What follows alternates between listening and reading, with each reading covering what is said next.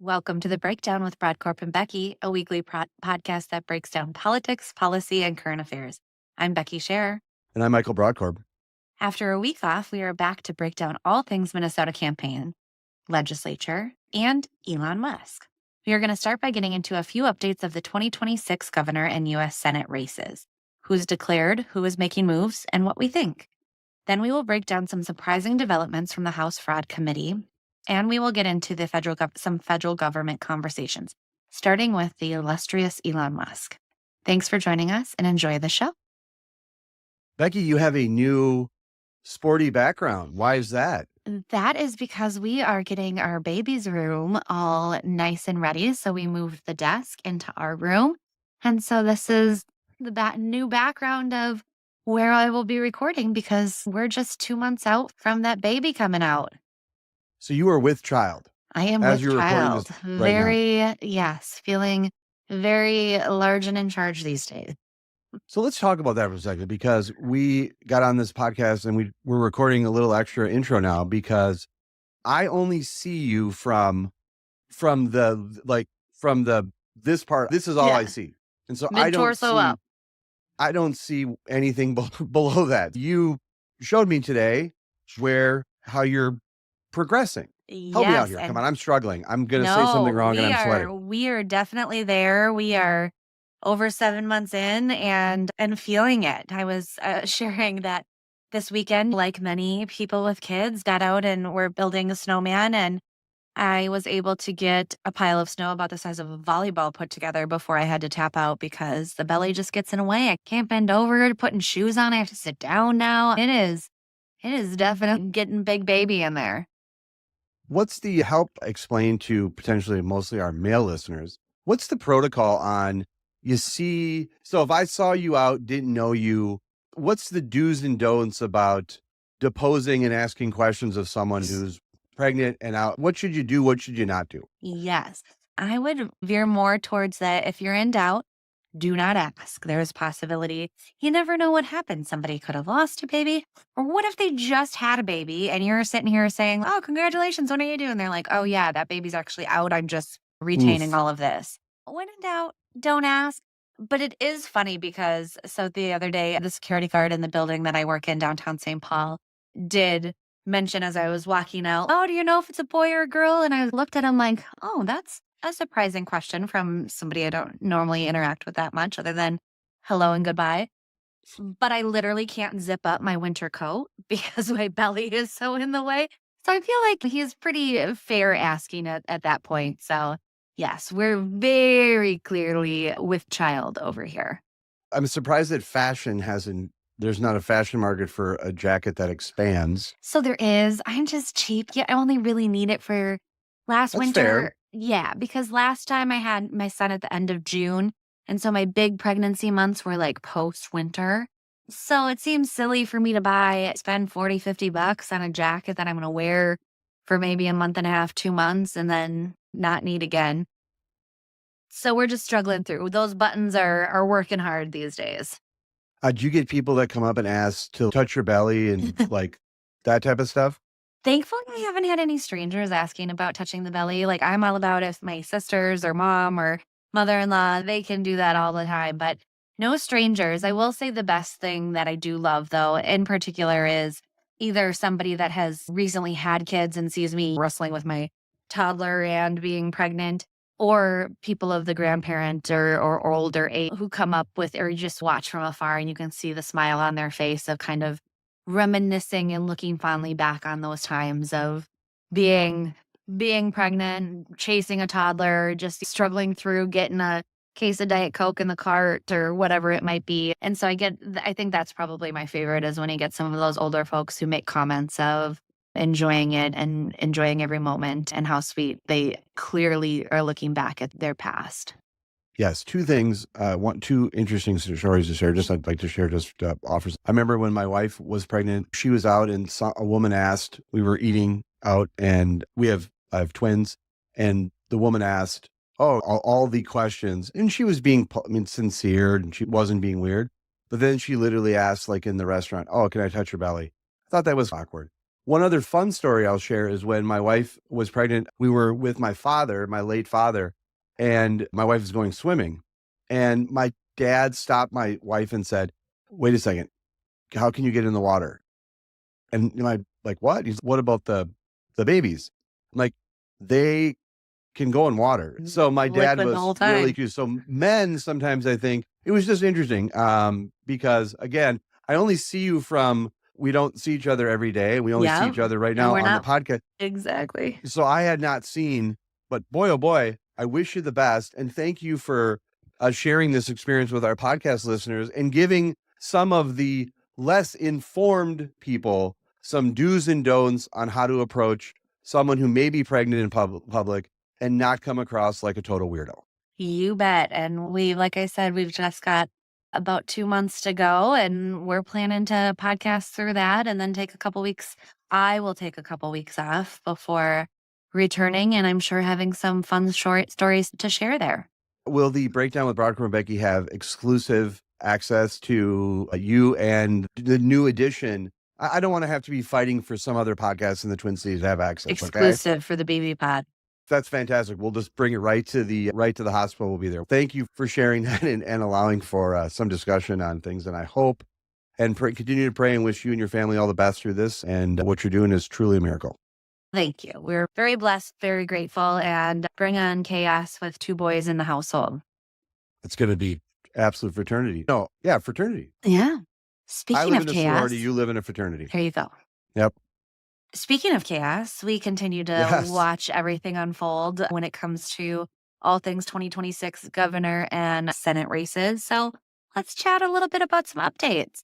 We have gotten over the last week, Angie Craig is officially considering. What are your thoughts? Do you think if you were a betting man and you had to make a decision, do you think she gets in? Let me say this. I think that it's pretty clear that our analysis when we first discussed this, which was Walz is the 800-pound gorilla in politics. I think Flanagan is right there. I think Craig can compete with both of them. I think that what she accomplished over the last few years, since getting elected to Congress, and then the electoral dominance of this last election cycle, she won by close to 14 points. The second CD is no longer competitive. Right. I believe for Republicans, it's no longer a swing district, and that's because of Angie Craig. This district very well. I live in the 2nd Congressional District. You've worked down here. And so what Angie Craig Congresswoman Craig has been able to build is a very strong, I think, political operation and also a constituent service and elected official apparatus. She is everywhere and I don't hear from anyone that Angie Craig is invisible, nor am I hearing from anyone that she's not providing a service to her constituents that people need. And so I don't think there's a constituent problem with Congresswoman Craig, nor is there an electoral problem. And I think that's the type of brand that would be incredibly attractive statewide. And she's earned that. And so I think that I would absolutely believe, I have no inside information, but I absolutely believe, based on what I've heard, is that she's giving it some strong consideration. And I think she'd be a very strong candidate. Governor Walz has not announced what he's doing. And so I think there's a real possibility that whether it's for the United States Senate, potentially governor down the road, that Angie Craig's on a statewide ticket. I completely agree. I think that she seems ripe for the picking for this kind of job. She gives off a little bit of kind of the Klobuchar air in terms of not like in terms of throwing That's a good forks and point. berating staff, but in terms of being great at navigating kind of that middle, not ever really alienating groups on either side.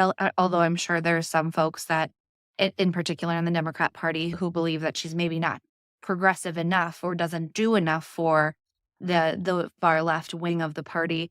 But I think she does a really good job of representing her district, which is really purple. And I think that she's evolved a ton from her first campaign in 2016, where she was very green. Even I think the evolution from her 2016 campaign to 2018 campaign was massive. Obviously, I did work on the Jason Lewis 2018 campaign. And so I had a lot of interaction with her and her team. And she was a great campaigner. And even more so now that she has gotten into it and gotten so much more comfortable, and any kind of stiffness or awkwardness in her messaging styles has been erased. I think she's really evolved into a member of Congress that could certainly sit in the second for as long as she wants to sit in that role. I think that she has earned her that seat, and she has done well for that district, like you said, and that she is everywhere. The constituent services part, the fundraising that we talked about with Will and John a couple weeks ago as well. So I certainly see a path for her. Obviously, to me, without knowing anything concrete, it does seem like it would be probably a battle between her and Peggy, Lieutenant Governor Flanagan, that is, who is officially in. She announced that she is officially in. She is running. She is excited. Hasn't done like a big announcement event yet, but is officially in. And those two, I definitely think, have very different paths forward in this. I think that we look at Flanagan, and she, I think, could probably cruise through an endorsement process and primary process, having a tougher time, hopefully a tougher time in a general, because of her progressive accolades. Obviously, that depends on a strong Republican candidate being there. Where I think that Angie Craig is a lot scarier to face in a general election. And it'll be really interesting to see what she decides and when she decides. I would say probably we would see more from her and other candidates in the coming weeks or even months. And then when it comes to rounding out the Democrat side, obviously nobody's out until they're out. But Walz is hosting a new upcoming fundraiser where he is raising funds for his governor's campaign right now.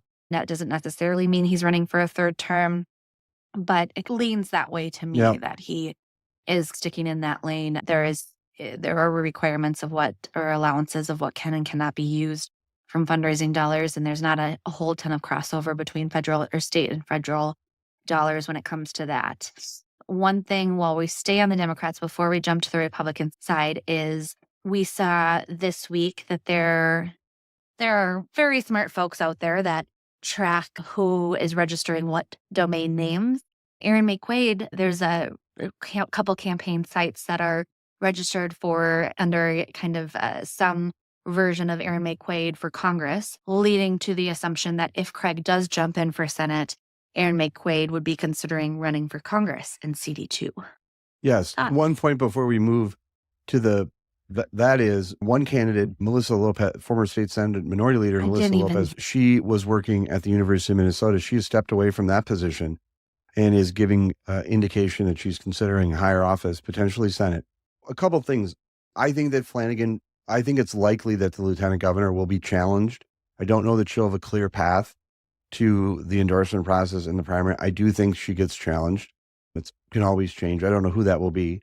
Second of all, we still have, as we're talking about the Walz fundraiser and with the mention of Lopez Franzen, who is Walz's running mate going to be?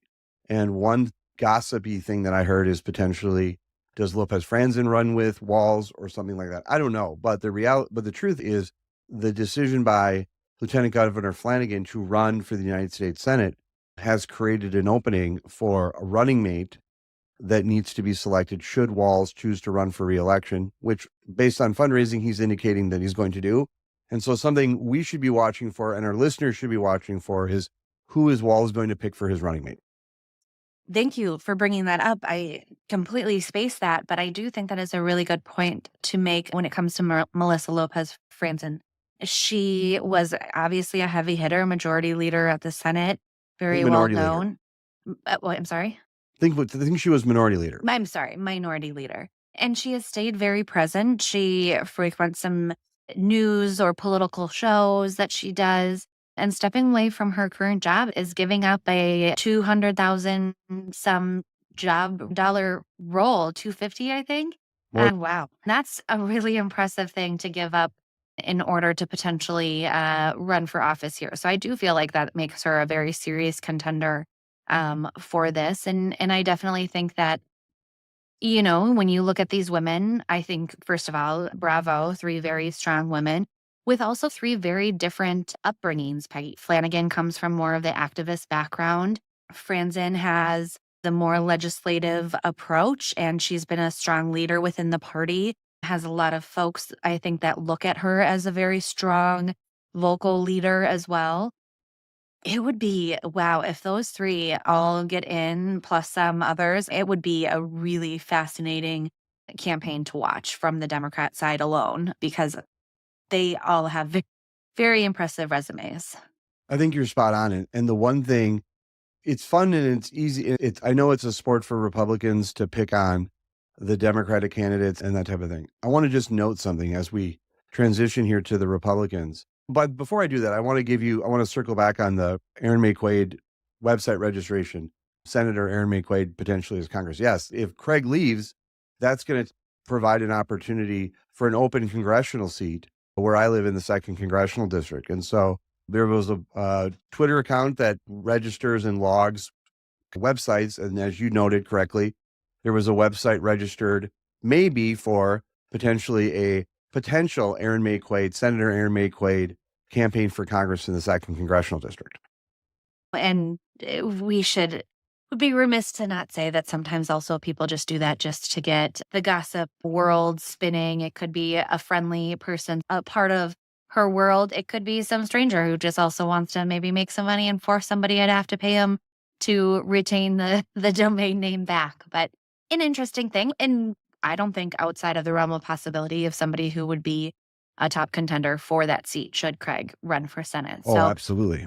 there are a lot of different moving pieces. I think the lieutenant governor open position currently, not open. Flanagan, as we discussed, will likely, I think, fulfill the remainder of her term as she is running for Senate. I don't see her stepping away from that. So it will be completing her term through 2026, but somebody else would then jump on the ticket with Walz if he is running for third. So many ifs, ands, and buts. But I do think that will be interesting to see what comes from that, because we always expect to see some sort of balance there when it comes to different parts of the political spectrum, when it comes from rural or metro, potentially a woman or person of color, all sorts of different things that the Walz world would be taking into consideration when looking for that running mate. Lots of stuff to pay attention to when it comes to all of this shuffling of the cards on the Democrat side. And on the Republican side, we got some candidates. We do have Adam Schwarzy is one that I think John Rouleau brought up last time. He has officially announced that he is going to run for this seat.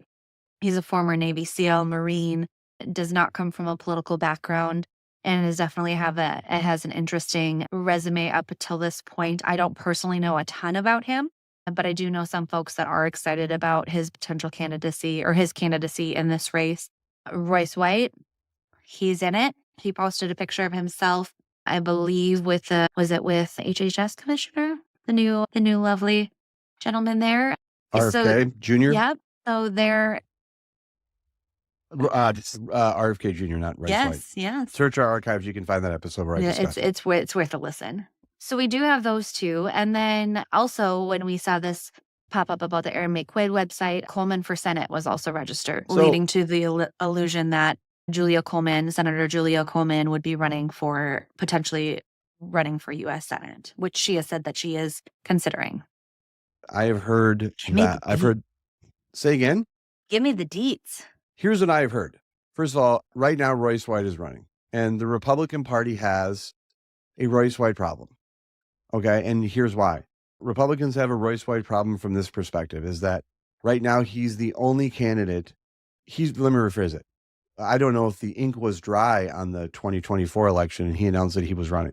And he's been running since literally, I think, before the election was certified. He announced that he had lost against Senator Klobuchar. He announced that he was running against Tina Smith. And now that Senator Smith has decided not to run, Royce White has been occupying a lane. He's been out there raising money, talking to activists, doing things. Royce White is a lunatic. I hope we extend our editorial decision not to interview him. There's literally no value that could come from us interviewing or having a conversation with him. But the problem that exists is that let's look at the Democratic side for a second. You have Flanagan as a named candidate. You have the possibility of Craig getting in, and Lopez Franzen. I would consider them all in varying degrees, as you articulate, to be strong candidates. Right now, we have Royce White in the race and Adam Schwarzy. Now, Adam Schwarzy, by all accounts, has a great resume. The problem that I have is there's not more Adam Schwarzys in the race. And I don't know everything about Adam Schwarzy, but I have a feeling he's probably not cut from the same cloth as Royce White and is someone that we would enjoy to have a conversation with, and seems to be what I would consider, in contrast to Royce White, more of a standard type of candidate that's running. Doesn't mean we're going to agree with him on all the issues, but the problem right now that the Republicans have is that the Democrats, on their side, they have almost an excess of top flight candidates. And let's be generous, but I don't think unrealistic, and say that Adam Schwarzy is a good candidate. In order for the Republican side of the equation to succeed, there needs to be more candidates that aren't like Royce White. Because my concern is that if the election were held today, if the endorsing convention were held today, I believe that Royce White would get endorsed. I still believe that's where it's at. And it's nice for Republicans to poke fun and lampoon and criticize and do the online rapid response to every one of these Democrats that are running. But the bottom line is, if the dynamics of the candidates that are currently running doesn't change, Republicans are very likely going to get stuck with Royce White as their U.S. Senate candidate. That's very far down the road. But if I was a Republican interested in winning the Senate race, potentially wanting to run a quality governor's race, I would be making sure that every conceivable, rational, reasonable candidate could win. And the Republicans are getting candidates of the same caliber that have announced and are being discussed as candidates on the Democratic side. I'm not saying by any stretch of the imagination that I agree with those candidates on the issues or that I'm supporting them. I'm not saying that at all. What I'm saying is that the lieutenant governor of the state of Minnesota knows how to run a statewide campaign, and she's got people around her that can run a statewide campaign. I guarantee you that Congresswoman Craig knows how to run a campaign and can run a statewide campaign. And I guarantee you that Lopez Franzen knows what it needs to run a statewide campaign and build a type of operation. Royce White don't know how to do that. And if the contrast is just Royce White and Adam Schwarzy, I'm not trying to take anything away from Adam Schwarzy, but I think we need to start having it not be just a binary choice. And the Republicans should want to have multiple candidates that are running and getting in this race, because it really, in some ways, isolates the crazy lane, which is clearly occupied by Royce White. I completely agree. I also think obviously, Republicans were successful on a lot of different levels in the 2024 election. But I also think we still have, and yes, Donald Trump was reelected and is our sitting president, but there is still some issues when it comes to him and his team and how they message. And so I really think that what we need, in addition to those other folks stepping in, is an elevation of the conversation, right? So while I think the path for state legislators is a tough path when it comes to U.S. Senate, different when it comes to governor, but when it comes to U.S. Senate in particular, I would still very much support that elevation of the conversation with some of these great leaders we have from up at the Capitol who are considering it. It might be a tough path, but we have some great members who can help lay out Republican messaging and what we stand for and what our party is desiring to do in the future, the work that they're doing up at the Capitol, and really bring more to the conversation than some of the bombastic stuff we get from Royce White. And so I think that there is certainly a need for that. And I always think we saw this when we talked about the presidential race and the primary on the Republican side. The more people that are involved, the better the conversation in general. And I think that is really true and stands true here. So I stand with you. I hope we have a great amount of candidates who are considering, who jump in. We obviously are going to have, regardless of whether Walz runs again or not, we have the governor's mansion is up for grabs in 2026. So we do need candidates ready for that as well. And while our bench might not be as deep or robust as the Democrats, we do have good candidates out there. We do have good members. We do have good public servants. And I'm hopeful that we get some of those in there. I know we have some good operatives, some good campaign folks who are ready to stand behind and help foster these campaigns along.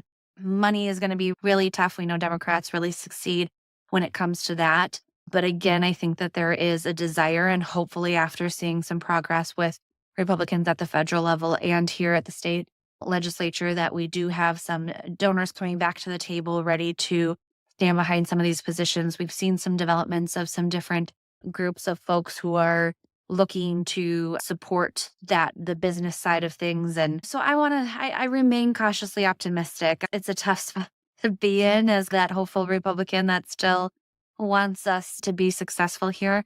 But I think there is light at the end of the tunnel. I do think that there is potential for Republicans. I don't think Royce White is it. No, and one last point I would make, understanding and one final on this topic that I have is that Lieutenant Governor has a job. Angie Craig has a job, and Melissa Lopez Franzen, former state senator, had a job too.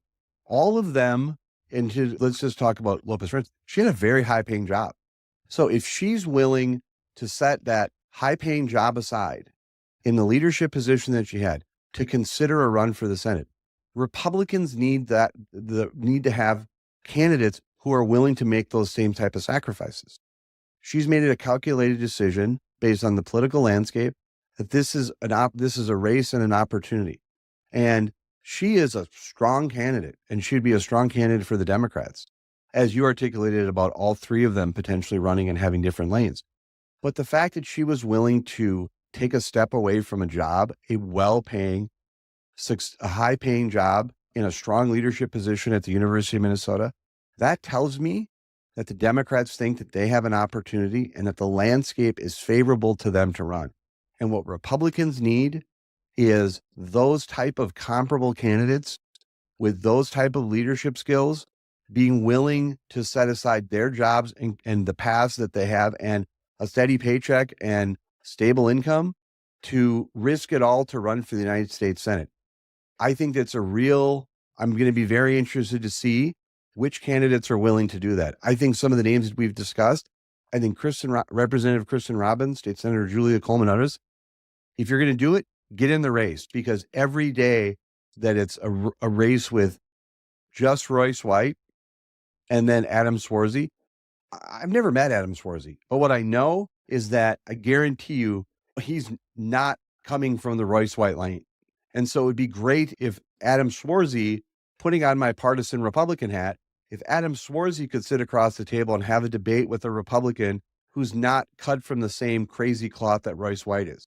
What I'm saying is that if Adam Swarzy had some potential competition that's coming from somewhat of the normal side, it would elevate the race. Because if that guy's stuck going up against Royce White, it's going to be a mess for him.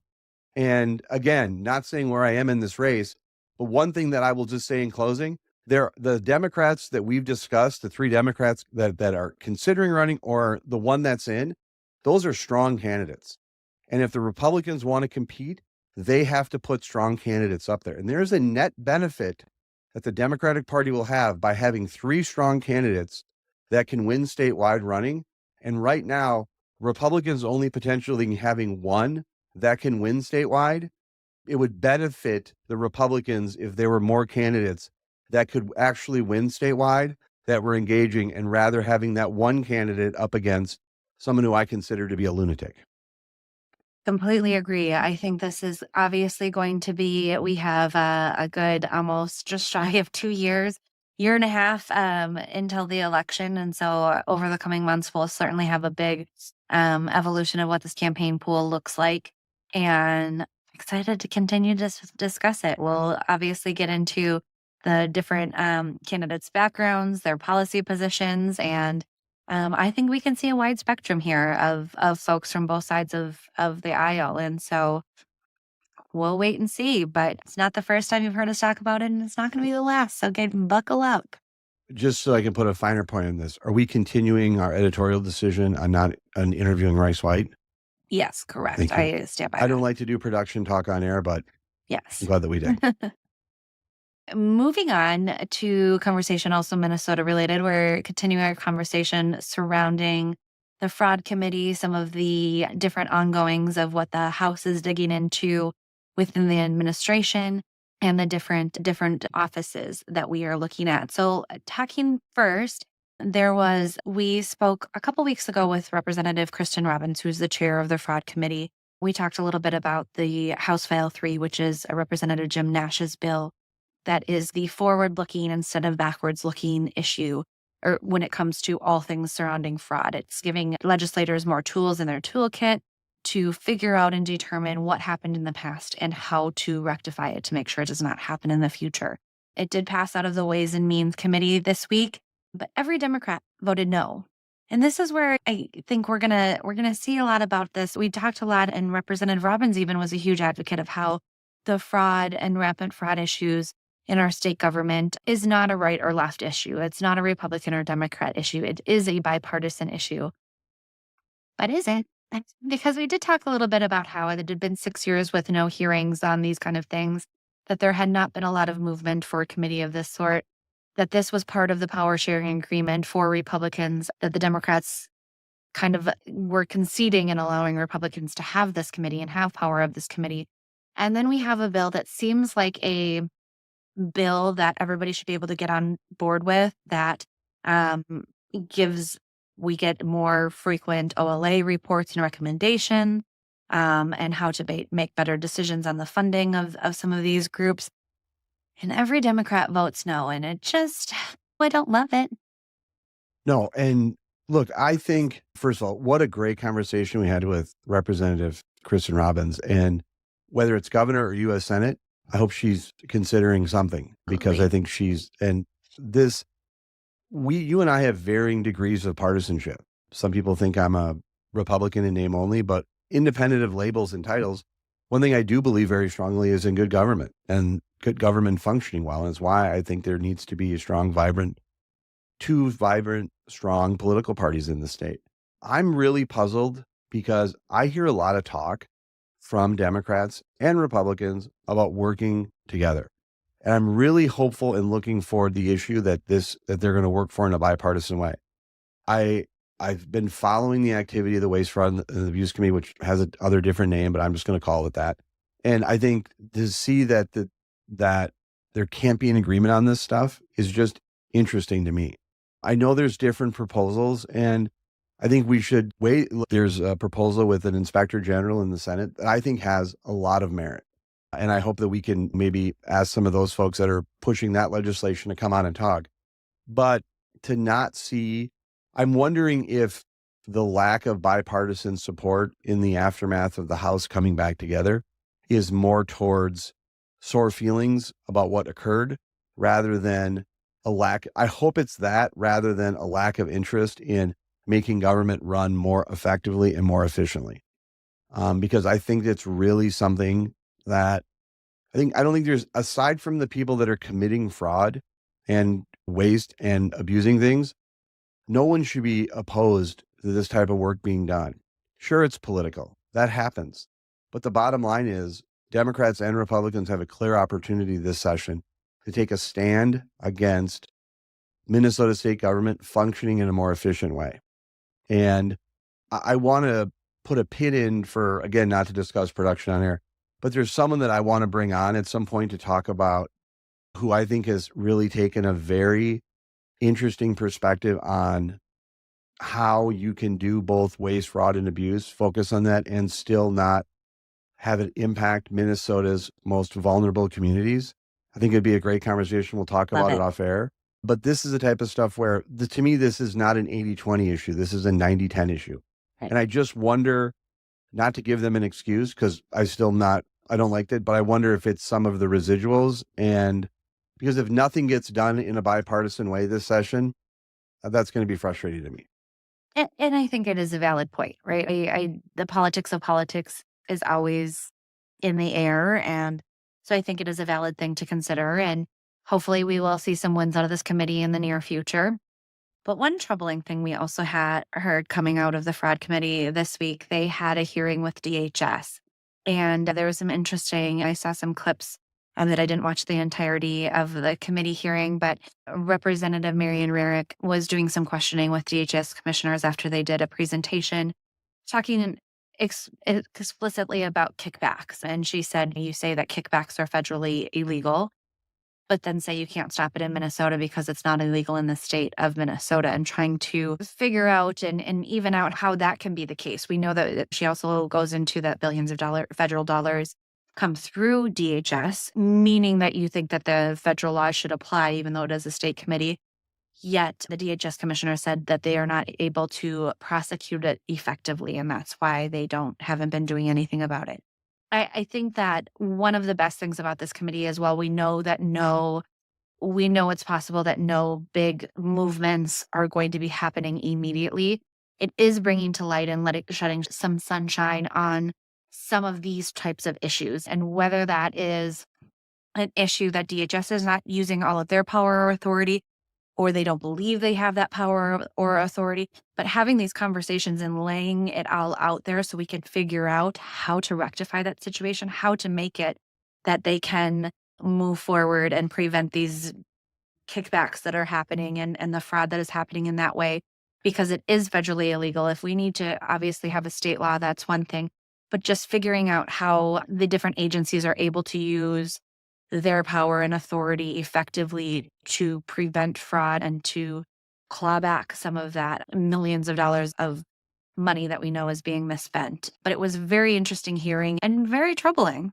Yes, I will say to you, and we could talk about it more off air for the potential guest I have in mind, but one of the things that I've said to some people is the comments that are coming out of DHS when they're answering some of these questions are really bad. And I don't think this is an 80-20 issue. I think it's probably a 90-10, if not a 95-5 issue. It's not hard to answer some of these questions. And boy, oh boy, that's why I think there is a real disconnect between some of the bureaucracy, some of the people that first of all, I know there's good people in the bureaucracy. I know there's Yeah. good people trying to do good things. But there is a real need for people in government to understand that when they come to a committee and they answer some of these questions in this way, it's going to have problems. And I think that, and it's going to, I think, carry over to other discussions we're going to have in the episode. But I've been surprised by the lack of, I think, preparation of answers, and not realizing that these committees are televised and people are recording and taking notes. I believe that they're taking it seriously, but the tide has turned. There is a problem in Minnesota. And if there's someone who I think has someone who I legitimately think was a good public servant, and maybe again was the former U.S. Attorney Andy Lugar, who served in multiple capacities, multiple times as U.S. Attorney. But when his office goes out there and says that Minnesota has a fraud problem, sure, Andy Lugar is a Democrat, but that doesn't mean that his perspective is wrong. And Minnesota, we have this belief that Minnesota is good on ethics, good on government. We have this great perception we have this great belief that we have this great reputation in state government. And there is clearly a need. And there's a bipartisan need. You see the governor's office doing things, Democrats in the Senate doing things, Republicans in the Senate doing things. And now you see Democrats and Republicans in the House doing things. My hope is that rather than each of those 5 entities doing things separately, that there's one agreed upon path, because ultimately how this gets solved is if Democrats and Republicans can work on a package that the governor can sign off on, and then you and I as taxpayers can rest assured that the people who are tasked with dealing with some of this stuff are actually addressing it rather than just having this turn into political theater. Completely agree. I think this is going to be something for the next 2 years in particular. We're going to be talking a lot of and hearing a lot more of some of those issues and uncovering some of the problematic situations that have been rampant in our state government. But real quick, putting my communications hat on, leading to following up with one of the questions or comments you just made of the answers that we're hearing from some of these public officials and what they're saying. And I get it. These are not people that are always out in doing press conferences or in committees or in situations where they are being televised with their comments.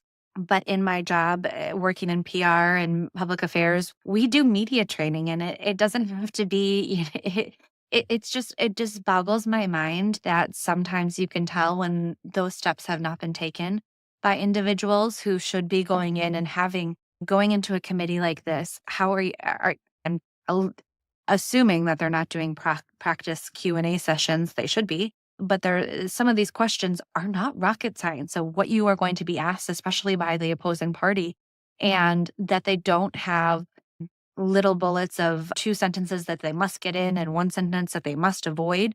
It is a little Yes. little little questionable there. Hey, if anybody needs some media training, call us up, but it's not hard to get, and pays off. So transitioning to a federal government, something we haven't talked as much about because man, oh man, has the state been chaotic lately.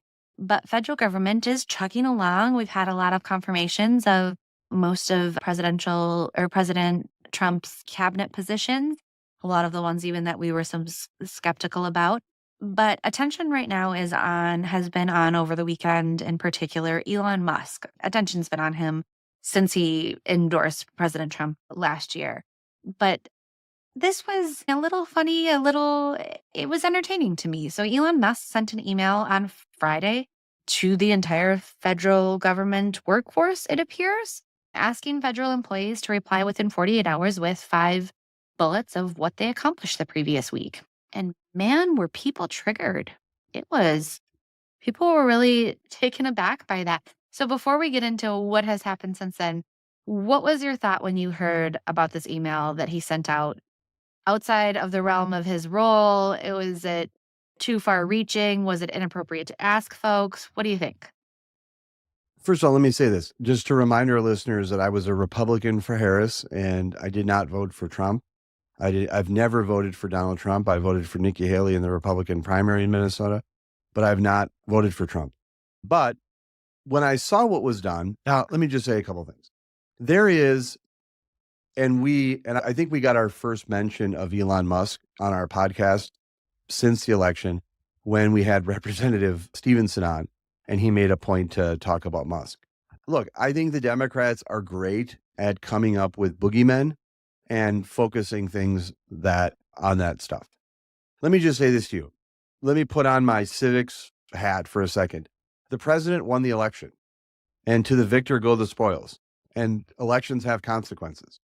I don't believe that anyone should be surprised that the president of the United States has deputized Elon Musk to do what he's going to do in state government, in the federal government.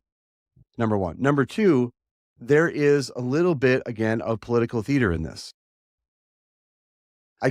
Will say to you that I think that not absent someone working for the bureaucracy, working and having a job, I think most Americans, I think this is a substantive issue to them. I think efficiency, I think people want there to be efficiency in government. I think it is a very simple issue to understand. Do you want government to be more efficient? Do you want government to work better?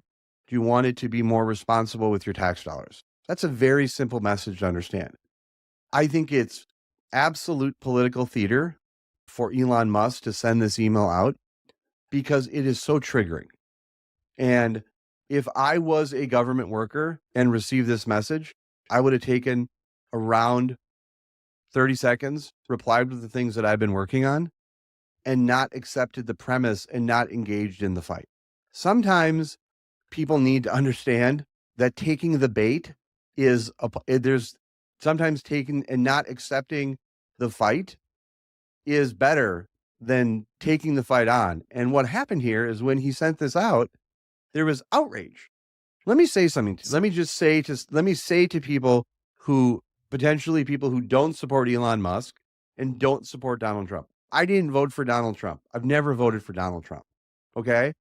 But if you're a worker in the federal government or in anywhere, and you can't produce an email that lists the 5 things that you accomplished this week, that's a pretty small task.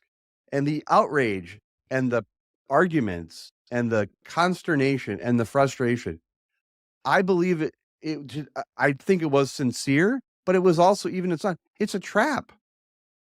And don't take the bait. Just reply and move on. Because when you're protesting and you're pleading and you're screaming and you're getting upset to a task and responsibility in an email that's being sent, they've already won then. The bottom line is the president, let's just understand something. We have the House, we have the Senate, we have the judicial branch, and we have the executive branch. The only person in federal government who is elected nationwide is who? President. United States senators are elected by their states. Members of Congress are elected based on reapportionment 435. Okay. The judiciary, the Supreme Court, is appointed by the president, confirmed by the Senate. The only person in the federal bureaucracy who answers directly to the American people is the president. And when you win an election, you get to do things. And the president has the full and complete authority to appoint someone like Musk to do this and engage in this type of way. And I think sometimes people need a civics lesson. And I'm not saying that I agree with everything that Donald Trump is doing. By no stretch of the imagination am I saying this. Would I have handled this different? Of course I would. But the bottom line is Musk has the authority from the president to do this. And I think Democrats and people who are opposed to Donald Trump need to be better about accepting the bait and not just moving on and making an issue about this type of stuff. I completely agree. You laid it out so well.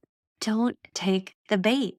If you are doing your job, if you are a good steward of the taxpayer dollars that pay your salary, it shouldn't be that big of an issue. I understand that getting an email from Elon Musk is probably just shooketh. They're just shooketh to the core and didn't know. And to be perfectly fair, they were threatened with losing their job if they did not reply. Over 1/3 of the federal workforce, so over 1 million of the 3 million federal employees have replied to date, which is pretty impressive. Even I think, if correct me if I'm wrong, but I believe U.S. Senator Tina Smith called Elon Musk a dick for this Yes. email. Again, it goes back to our fraud issue. If you are not one of the troublemakers, what's the big deal? If you are doing your job effectively and efficiently, what's the big deal? Now, nobody likes a micromanager. We get that. He's not looking at your job description and matching it up to make sure you're doing it. It's simply just like a process of, are you reading your emails? Are you replying and being a part of the federal government, who all is run, like you said, by the president of the United States, who Elon Musk is the messenger for right now. So it just, like, the riled up folks over the weekend could not have been more entertaining to me. And it just continues to perpetuate and allow Republicans through Musk and Trump and whoever else to set out this narrative that these are troublemakers. They're having roadblocks. They're not going to work with the president. It just allows that narrative to continue when it simply is like the easiest thing in the world. Yes. And again, I'm saying this as someone who didn't vote for Donald Trump and did not want him to get elected president. And so I'm trying to be as fair here and just say, don't take the bait. Just reply with the things that you're doing and move along. Because the president gets to pick, and I'm being consistent. I'm being consistent on that stuff. Did I agree with every one of Biden's picks? No, I don't. But the reality is that elections have consequences. And in our system of government, the one person who is elected by the entire country to be the head of the executive branch and to lead this country is the president. Mm-hmm. And you can have disagreements with him on policy, and there's an advise and consent that the United States Senate has, and but some of these appointments, he gets to do this. And I think that it would be better. And I understand it's obnoxious, and I understand that he inflames and enrages people. But the best thing to do, I don't want to sound like I'm being a weenie, but I'm just saying, just reply, say what you're doing, and just move along. Because the bottom line is, these are not unreasonable questions to have answered. There was an election that was held, and I don't believe in term limits for In the Senate and the House, I don't believe in term, but the president is term limited. Donald Trump, contrary to popular belief, cannot run again unless there are some massive structural changes to our founding documents. I believe this is the end. I don't believe that we're going to be seeing Donald Trump on a ballot again. Conversation for another day. Yes, but the truth is, we had an election where these issues were discussed. And we can disagree as to whether there's an electoral mandate, but here's this. Republicans control the House, they control the Senate, and they control the presidency. They have a governing majority. They can move things through in the way that they need. And it's pretty hard pressed for me to believe that anyone can say that Elon Musk didn't make his intentions known and Donald Trump didn't make his intentions known during the election. Because something, Becky, you and I have called out is when candidates run a certain way, but then they govern in a different way. And as someone who closely watched the race, didn't want Donald Trump to win, I'm hard pressed to see in this particular matter, just on the subject of Musk, that Trump is not following through on what he said he was going to do. Is that fair? Very fair. A couple other items of note here. Musk did tweet on Monday saying he's going to give folks a second chance. Failure to respond a second time will result in termination. The Office of Personnel Management sent out a memo on Monday through that basically about the deadline and allowing agency heads to exclude personnel from this expectation at their discretion. And the White House press secretary came out and doubled down and said all federal workers should be working at the same pace as President Trump is working and moving. This is to ensure federal workers are not ripping off American taxpayers, that they are showing up to the office and doing their job. It's a very simple task to complete. It's not unlike, I think, I understand some folks having issues with the fact that it's not their boss. It's not their boss's boss. It's not their boss's boss, right? It's like somebody so outside of the realm of their agency, of their purview, that doesn't know what they do and how they do it, which is fair. But it's if you get a new CEO and an email goes out staff-wide and an intern of marketing has to reply what they did, they still want to make sure you're working. And if you are, it shouldn't be that big of a deal. Obviously, I think this comes hand in hand also with some of the other changes coming down from the administration. A lot of the DEI groups or policy positions changing, some of the different corporations laying off DEI personnel, and folks being so up in arms that Trump and his administration are responsible for mass layoffs. Nothing new. That's also nothing new. It is, like you said, he won the election and that has consequences. And those consequences are that Trump gets to make sure that the people working for him and for the American people who hired him are the best people for the job and are going to follow through on his policies. Not unsimilar in my purview or in my look of when Biden made some moves in energy policy, for example, and moving away from oil and towards green energy. And there were mass layoffs when it came to all things fossil fuel and coal and oil. Were people unhappy? Yeah. But is it under the direction of the President of the United States and his policy positions and what he promised the American people he was going to do? Yes. So there are going to be layoffs. And that's a fact of the matter. That is not something new under President Trump. And folks trying to imply that are just being part of the circus. Yes. And I wanted to send out, and I didn't, which was, it's like from Office Space. What would you say you do here? What would you say you do here? And if you can't, there's a difference between the person who screams and says that he's a people person versus others who are a bit more casual about it. But I think it's a very simple answer. Yeah. And I know what I'm working on. I work for myself, but I have clients, and I guarantee you those clients want to know what I'm doing occasionally. And I have a responsibility to have a check-in list. And I think it's important that people have that same level of expectation of government workers and their jobs. Not to say that they don't, but I, as someone who wants to see government function well and have there be good services and good use of taxpayer resources, I think that this is, again, I'll just say, one thing that I think that President Trump now is good at is creating political theater. Whether it's working at McDonald's or tasking Elon Musk to ask government workers to respond to an email, there is a simplicity to these things that I think Democrats would be better served or the opposition to Trump would be better served not fighting on these kind of ridiculous hills. Completely agree. But in the meantime, the triggering side of things and seeing the faux outrage, especially when it comes to Elon Musk, he certainly is a boogeyman to the left for sure. So it is going to be entertaining to continue to watch. We'll see how this all plays out, but it's been some good theater for sure.